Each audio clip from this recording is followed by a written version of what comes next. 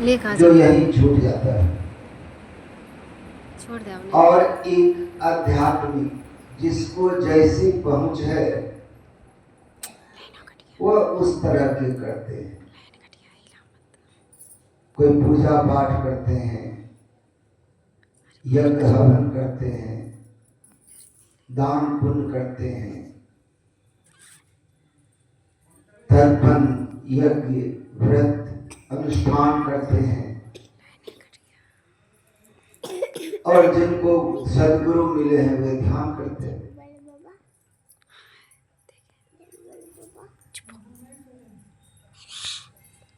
तो इसमें दो विभाग है। एक है स्वतंत्र भक्ति जो अपनी आत्मा के द्वारा आत्मा की प्राप्ति होती है, जो हम लोग सभी सत्संग करते हैं।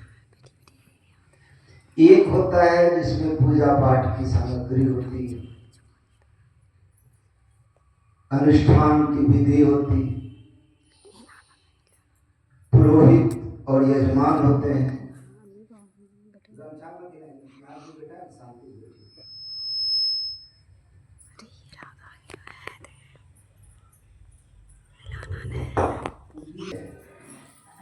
ये देखिए बाहरी जो कार्यक्रम होते हैं, बाहर का विघ्न और व्यवधान उसमें होगा। आंतरिक जब होता है तब अंतर में नहीं होता है व्यवधान।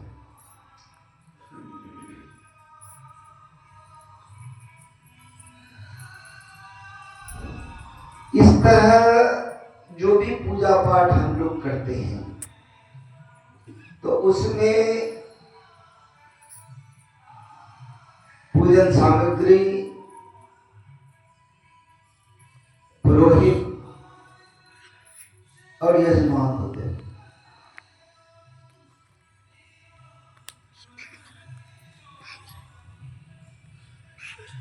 और वे सबसे पहली बात है, जैसे ही पूजा पाठ शुरू होगा वो संकल्प कराते हैं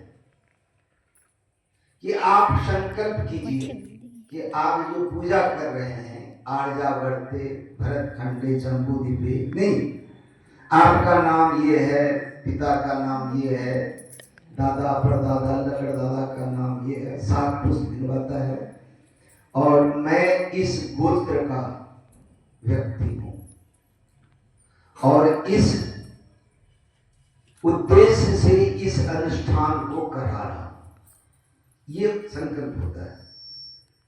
लेकिन हम लोग सदगुरु के भक्त हैं, अगर हम लोग ध्यान करते हैं तो उस जितनी पूजा विधि है, जितने अनुष्ठान है, सब एक जैसा है।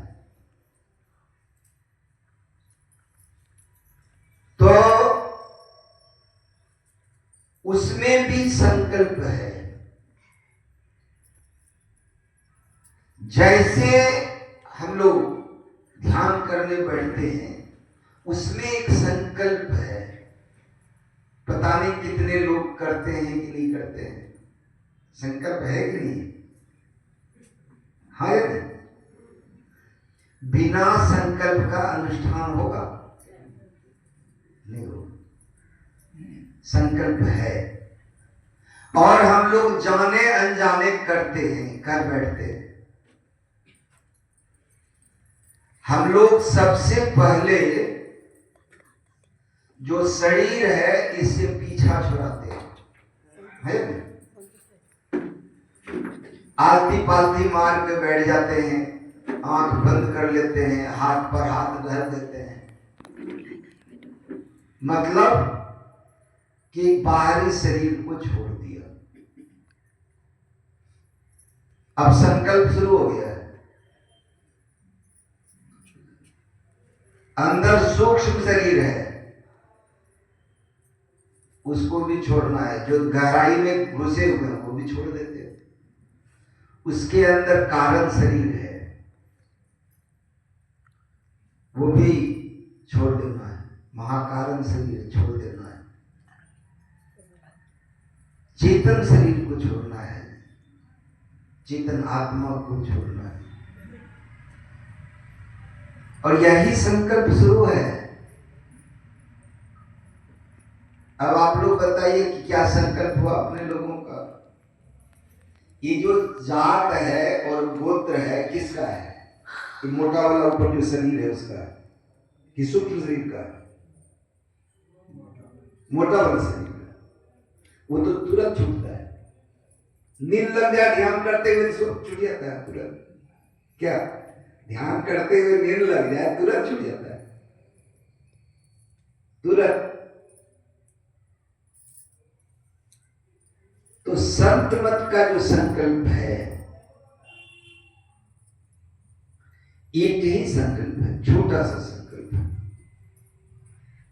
मैं आत्मा हूं। बस। क्या? मैं आत्मा हूं। आत्मा सगुण नहीं है, आत्मा में कोई गुण नहीं है। मतलब आत्मा में दुख नहीं है, आत्मा में सुख नहीं है, आत्मा में पाप नहीं है, आत्मा में पुण्य नहीं है, आत्मा में अंधेरा नहीं है, आत्मा में प्रकाश नहीं है, आत्मा में दिन नहीं है, आत्मा में रात नहीं है, आत्मा में कोई लोकांतर नहीं, सिर्फ आत्मा। इसलिए आत्मा में कोई गुण नहीं है। तो आत्मा गुण रहित है तो निर्गुण होना चाहिए। आत्मा सगुण नहीं है तो, लेकिन आत्मा निर्गुण भी नहीं है। गहरी बात, समझने की बात। सत्संग में हम लोग बैठे, आत्मा निर्गुण भी नहीं है। इसीलिए गुरु महाराज ने पाठ पढ़ाया। सुबह सुबह उठ के हम लोग गाते हैं, क्या गाते हैं आत्मा के बारे में? निर्गुण सगुण के जी। आत्मा सत्य नहीं है, आत्मा असत नहीं है, तब क्या है? सत्य असत्य हूं के पार। क्या इतनी गहराई से समझ करके हम लोग स्तुति करते हैं कि लाउड स्पीकर के जो एम्पलीफायर है, जो लाउड स्पीकर है, उस तरह से मुंह से आवाज आ रहा है, दिमाग काम करता है उस समय? अगर दिमाग काम करे, अगर दिमाग काम करे, इतने आदमी यहाँ बैठे हैं, किसी को गर्मी नहीं लग रहा है। एक दो आदमी को इतना जोर से गर्मी लग रहा है, उसका दिमाग चंचल है, कुछ समझ नहीं पा रहा, वो पंखा हो रहा, नहीं भी पंखा, हमको नहीं लग रहा है ना बैठे हो, क्योंकि दिमाग आप देखेंगे कि बहुत जरूरी काम करेंगे तो आपको पता ही नहीं चलेगा आप कहाँ खड़ा होकर काम कर रहे हैं।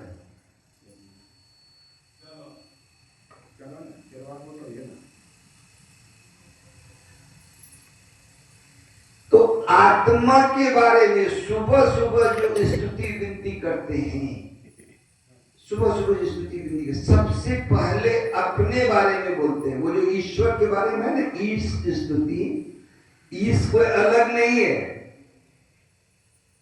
जीवात्मा परमात्मा का, आत्मा का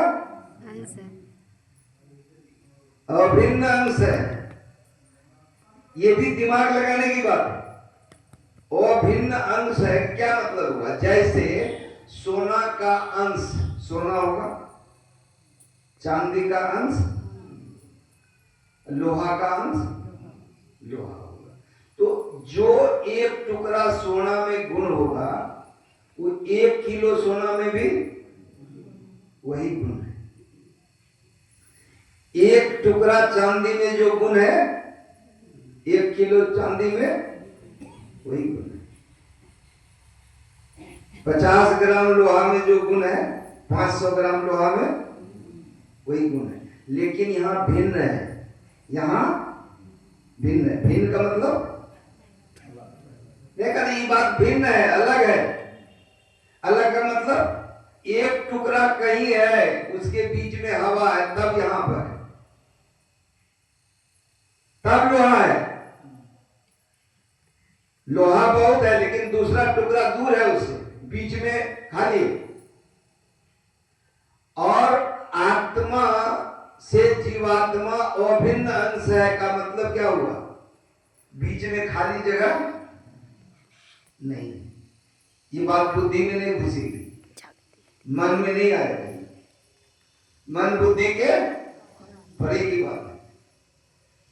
आत्मा और जीवात्मा के बीच में कोई जगह खाली नहीं है। इसीलिए जो जीवात्मा है वो आत्मा का अभिन्न अंश है।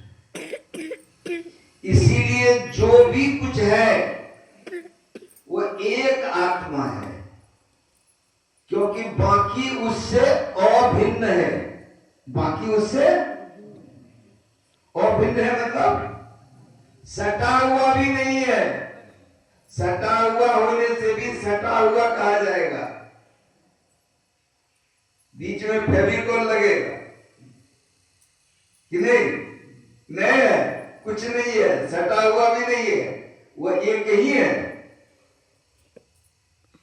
इसीलिए वो सत असतों के पार में, निर्गुण सगुण के पार में, क्षेत्र क्षर के पार में और परापरा के पार में है नहीं।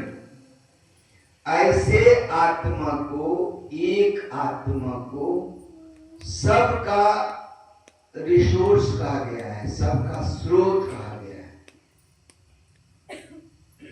इस संसार में जो हम लोग अपनी आत्मा की ओर नहीं जा पा रहे हैं और संसार में बिखर करके दुख भोग रहे हैं, है नहीं? क्यों? जैसे ध्यान करने बैठते हैं वैसे सबसे बड़ा अवरोध क्या है? जो हमारा सबसे बड़ा दुश्मन कौन खड़ा हो जाता है? वहां मन। जैसे वो खड़ा हुआ कि बिरनी नाच नचा देता है, कि कहां कहां पहुंचा देता है। ये मन कहीं क्यों जाता है? खाली भाषण सुनने से नहीं होगा। आज कुछ प्रैक्टिकल बात करें, नहीं पर हुआ है बड़ा मुश्किल से, बहुत दूर से आए, सुनाना तो पड़ेगा नहीं। तो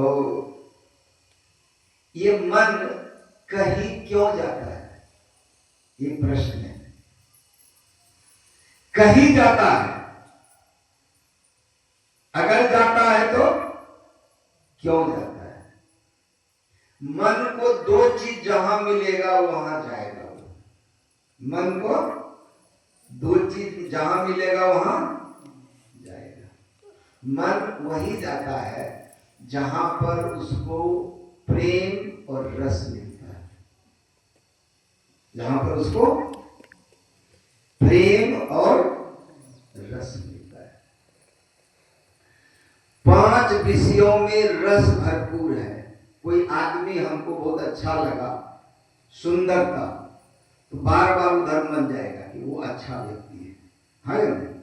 चाहे विचार से सुंदर हो, भाव से सुंदर हो, रूप से सुंदर हो, गुण से सुंदर हो, पढ़े लिखे में सुंदर हो, अच्छे ओहदे पर सुंदर हो, लेकिन है कुछ न कुछ है।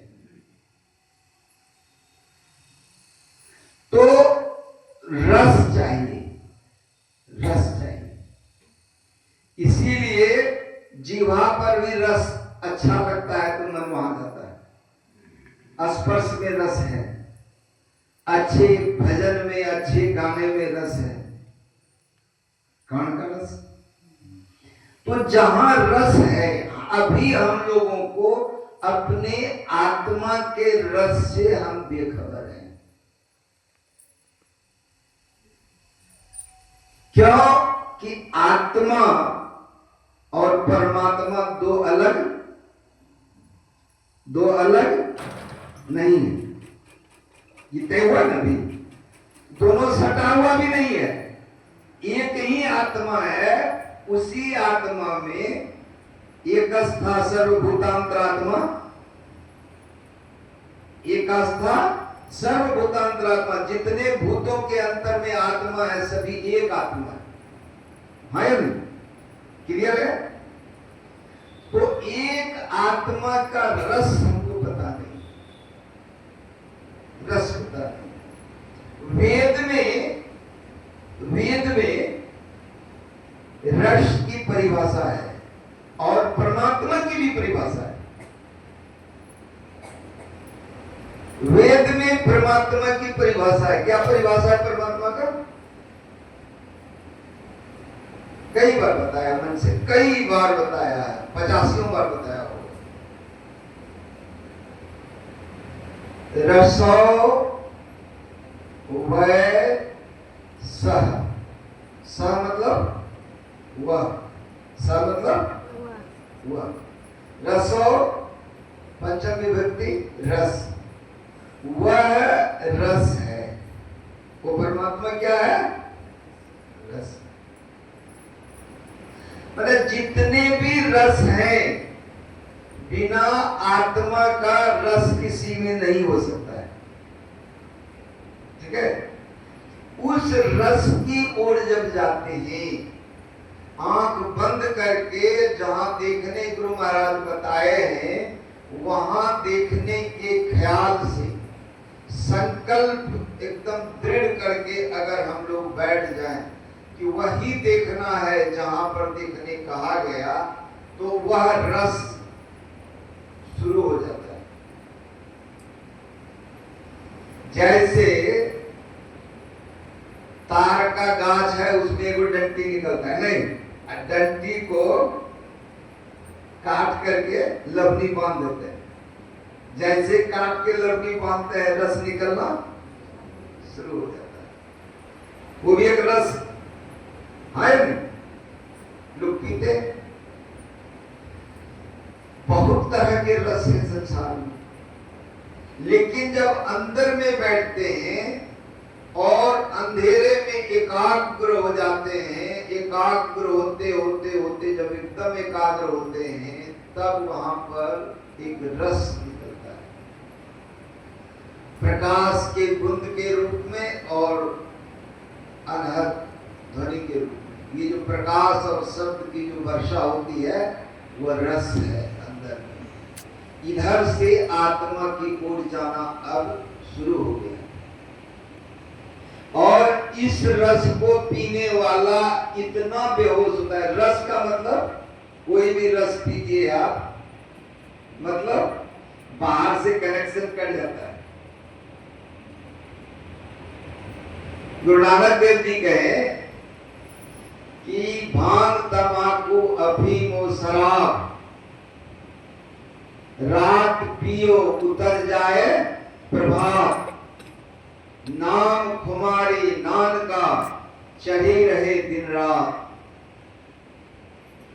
नाम खुमारी नान का चढ़ी रहे दिन रात। ये जो अंदर का जो नशा है, जो रस है, जो रस है,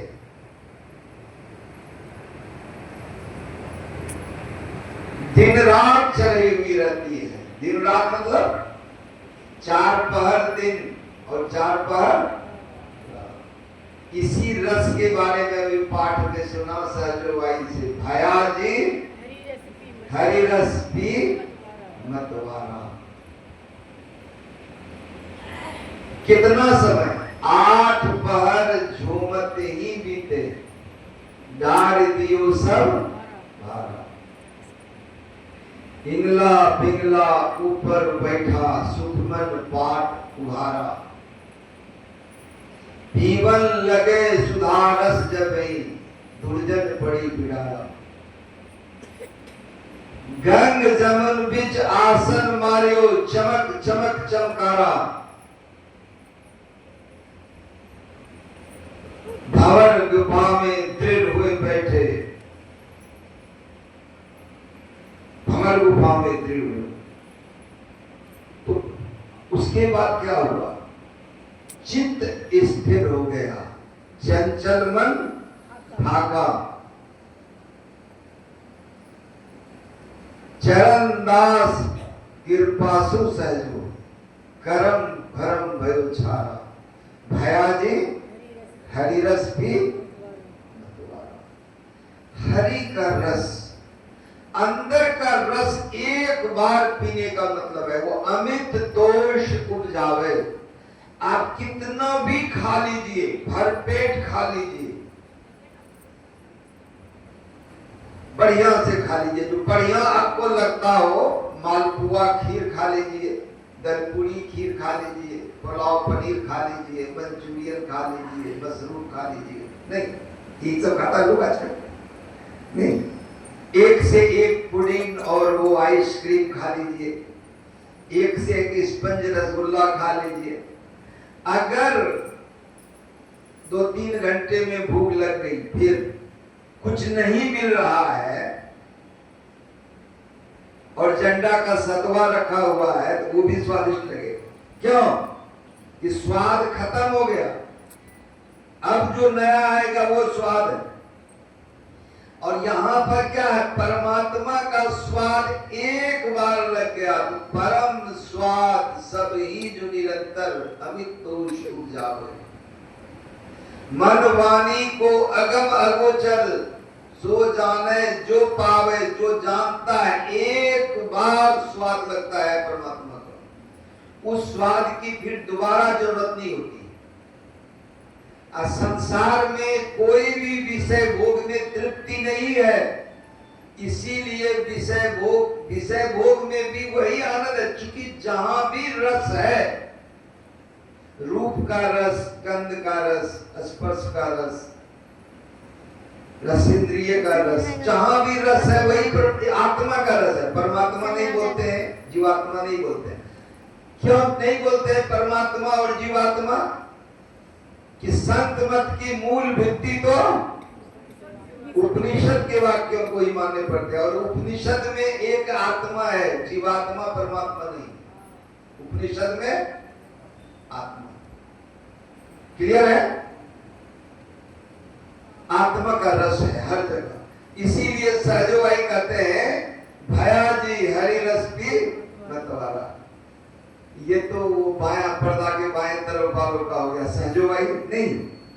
अब इधर वाले का एक उदाहरण चाहिए कि नहीं? इधर वाले का दादू दयाल जी के श्री सुंदरदास जी महाराज क्या कहा उन्होंने? कोई पिए राम रस प्यासा, रे कोई पिए राम रस प्यासा। कैसे? शीश उतार धरे धरती पर, करे न तन की आशा। ऐसा महंगा अमी बिकावे, छह दोबारा।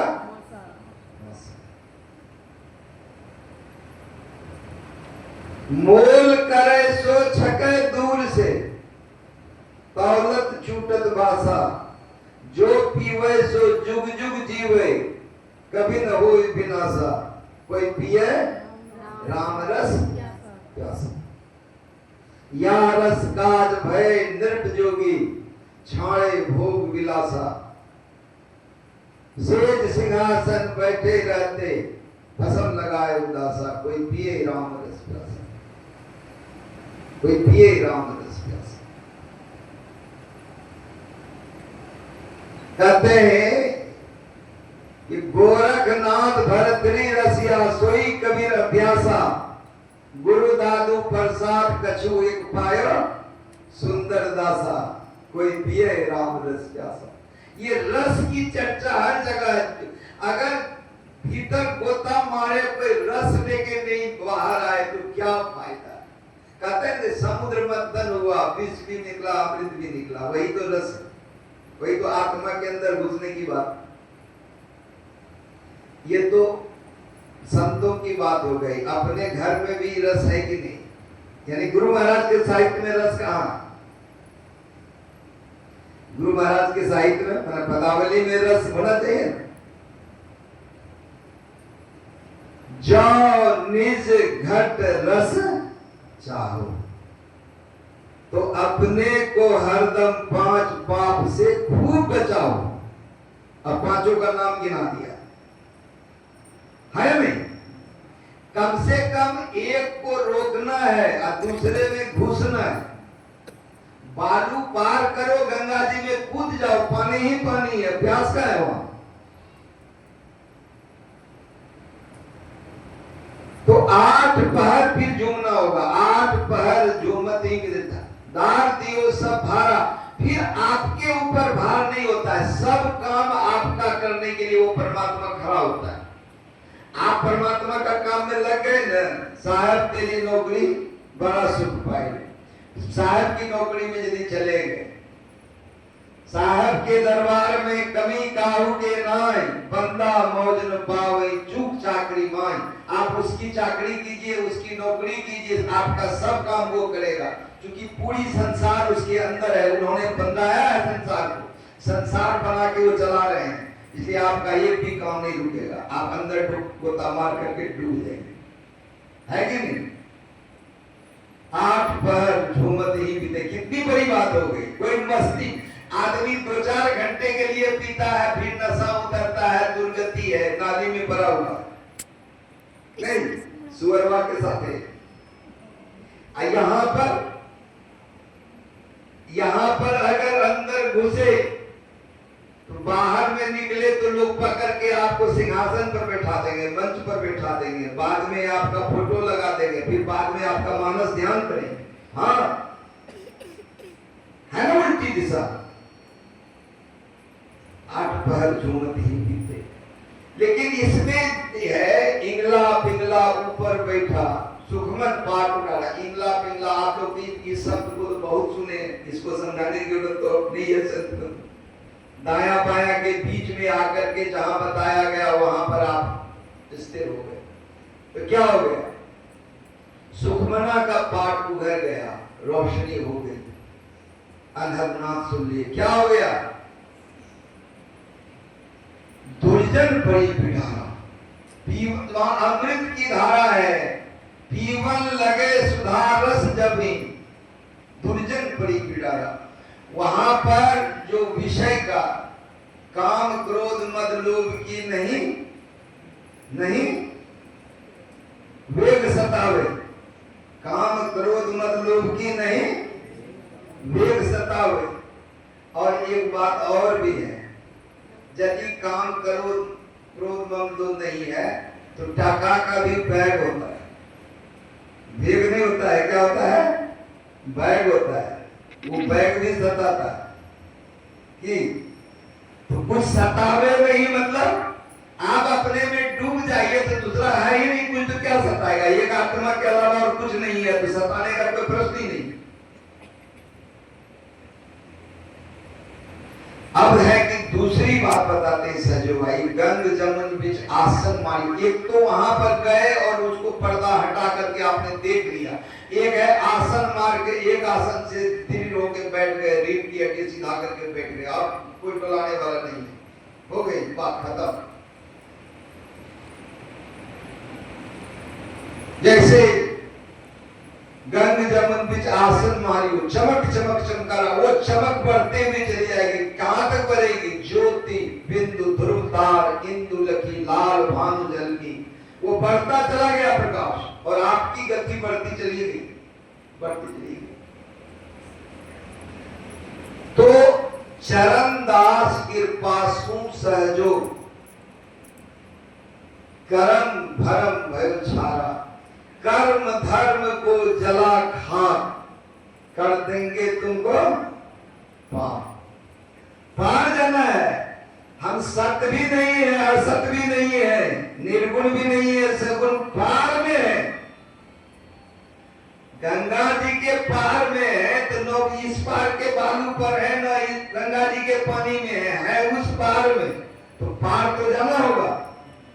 सत्य भी नहीं है असत। इस पर और खुलासा, जैसे यहाँ पर मैं सूचना के लिए बता देता हूँ, बार बार बताता हूँ कि यदि पूरा 1.5 घंटा का प्रवचन सुनना है तो 5 तारीख को, हर 5 तारीख